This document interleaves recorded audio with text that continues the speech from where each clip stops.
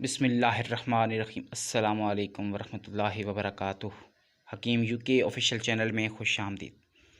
प्यारे नाज़रीन, 2 केले और 20 बादाम। आज एक ऐसा टोटका बनाने जा रहा हूँ। इन 2 चीज़ों को मिलाकर जिस भाई ने खा लिया नाज़रीन, इसका कोई शेक नहीं बनेगा, इसका टोटका तैयार होगा। इस बंदे ने ये टोटका इस्तेमाल कर लिया, उससे ज़िंदगी में कभी मर्दाना कमज़ोरी नहीं होगी और 80 साल तक की उम्र में भी वो जवान रहेगा। प्यारे दोस्तों, इस टोटके के इस्तेमाल से आपकी सेक्स टाइमिंग बेहतर होगी और मादा तौलीद गोंद की तरह गाढ़ा होगा और आपका कमर दर्द हमेशा हमेशा के लिए ख़त्म हो जाएगा।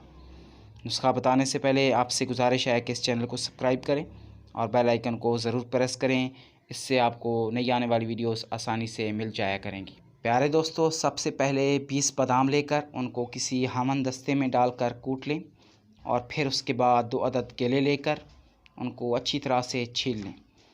प्यारे दोस्तों, जिस तरह मैं ये टोटका बता रहा हूँ बिल्कुल इसी तरह आपने करना है। 2 केलों को छीलकर बारीक काट लें और इससे आपको उनको कूटने में आसानी होगी। केले कट करने के बाद उनको इसी हमन दस्ते में डाल दें जिसमें बादाम पहले से कूटे हुए हैं और अच्छी तरह से कूट लें ताकि बादाम और केला मिक्स हो जाए।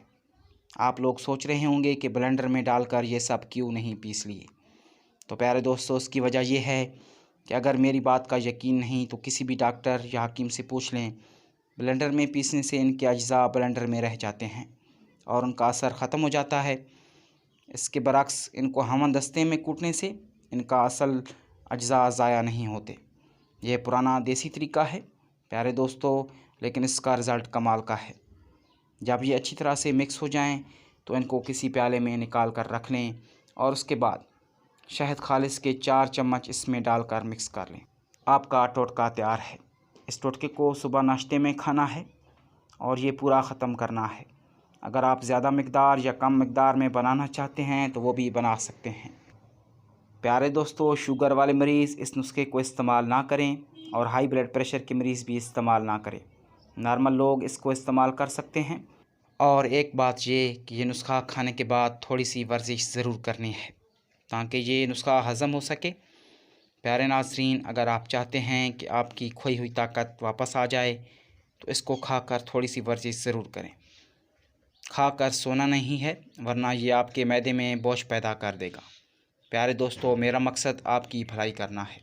उम्मीद है आज का नुस्खा आपको पसंद आया होगा। दुआ में याद रखिएगा। अल्लाह हाफ़िज़।